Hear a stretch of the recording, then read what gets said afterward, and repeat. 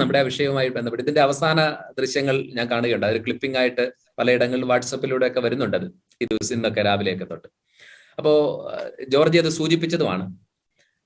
കുരിശിൽ ഒരാളെ കൊല്ലുന്ന, കുരിശിൽ ഘടിപ്പിച്ചിരിക്കുന്ന ഒരു കുന്തത്തിന്റെ മുനയാണ് കാണുന്നത്. അതിലേക്ക് ഒരാളെ വീഴ്ച്, തല കുത്തനെ വീഴ്ച് കൊല്ലുന്നതാണ് അവസാന രംഗം കാണുന്നത്.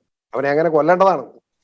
കുരിശ് ആരെയും, യേശു ക്രിസ്തുവിന് ശേഷം കുരിശ് ഒരു കൊലപാതകത്തിന്റെ ദണ്ഡനോപാധി അല്ല.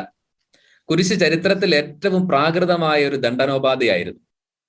ഒരിക്കലും ചേരാൻ പാടില്ലാത്ത ഒരു ചേരുംപടി ചേർക്കൽ നടത്തിയത് മൂലമാണ് കുരിശ് പിന്നീട് ഒരിക്കലും ദണ്ഡനോപാധി അല്ലാതായി മാറിയത്. അത് ഈ ഭൂമി കണ്ട ഏറ്റവും മ്ലേച്ഛമായ അല്ലെങ്കിൽ പ്രാകൃതമായ ഒരു ഉപകരണത്തോട് ഭൂമി കണ്ട ഏറ്റവും നിർമ്മലനായ മനുഷ്യനെ ചേർത്ത് വെച്ചതിന് ശേഷം കുരിശ് കൊണ്ട് ആരെയും കൊല്ലുകയല്ല, കുരിശിലൂടെ രക്ഷിക്കുകയാണ് ചെയ്തത്.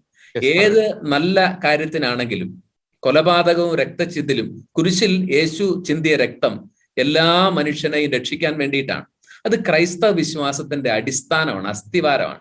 കുരിശ് കൊണ്ട് കുത്തിക്കൊല്ലുക അല്ലെ കുരിശിൽ വീഴ്ച കൊന്ന് പ്രതികാരം തീർക്കാൻ അല്ലാതെ വേറെ ഒരു വഴിക്കും നാദിർഷായുടെ സംവിധായക ബുദ്ധിയിൽ, കലാഭവന്റെ എല്ലാ ആനുകൂല്യങ്ങളോടും കൂടി ആബേലച്ചന്റെ പരിലാളനയിൽ വളർന്നു വന്ന നാദിർഷായിക്ക് നീണ്ട വർഷങ്ങൾ കൊച്ചിൻ കലാഭവൻ എന്ന ക്രൈസ്തവ സ്ഥാപനത്തിൽ നിന്ന് കലയും കലയുടെ ബാലപാഠങ്ങളും അഭ്യസിച്ച് ഈ പേരും പെരുമയും ഉണ്ടായ നാദിർഷായിക്ക് വേറൊരു രീതിയിലും ഒരു അക്രമിയെ കൊല്ലാൻ പറ്റിയില്ല എന്നത് നമുക്ക് മനസ്സിലാവുന്നില്ലെങ്കിൽ നമ്മൾ ഈ ലോകത്തല്ല ജീവിക്കുന്നതെന്നുള്ളതാണ്.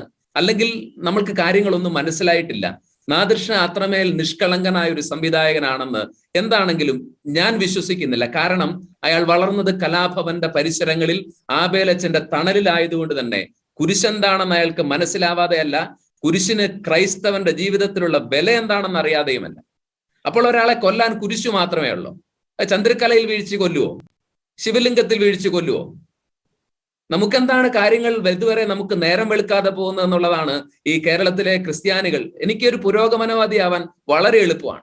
ഇന്ന് ഏറ്റവും എളുപ്പമുള്ളത് ഇങ്ങനെയുള്ള സകലതിനോടും സന്ധി ചെയ്ത് പുരോഗമനവാദിയായാൽ എനിക്ക് വേണമെങ്കിൽ അവാർഡുകൾ കിട്ടും, വേണമെങ്കിൽ ചില ഗോൾഡൻ വിസകളും കിട്ടും, വീരപരിവേഷങ്ങൾ കിട്ടും, ഞാൻ മതേതര നിഷ്കായിട്ട് അറിയപ്പെടും.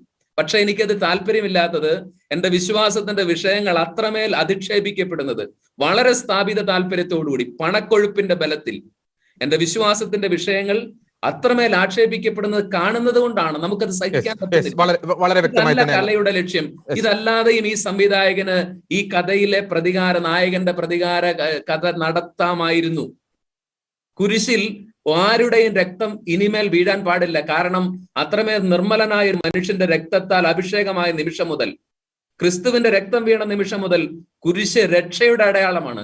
അതിനുമേലൊരു ദണ്ഡനത്തിന്റെയോ ശിക്ഷണം നടത്തേണ്ടതിന്റെയോ അടയാളമല്ല. നാദിർഷായ്ക്ക് ആരാണ് ക്രൈസ്തവന്റെ വികാരമായ രക്ഷയുടെ അടയാളമായ കുരിശിനെ ഒരു ദണ്ഡനോപാധിയാക്കാനുള്ള ആവിഷ്കാര സ്വാതന്ത്ര്യത്തിന്റെ പരിധിയില്ലാത്ത സ്വാതന്ത്ര്യ അവകാശം കൊടുത്ത ആരാണ്?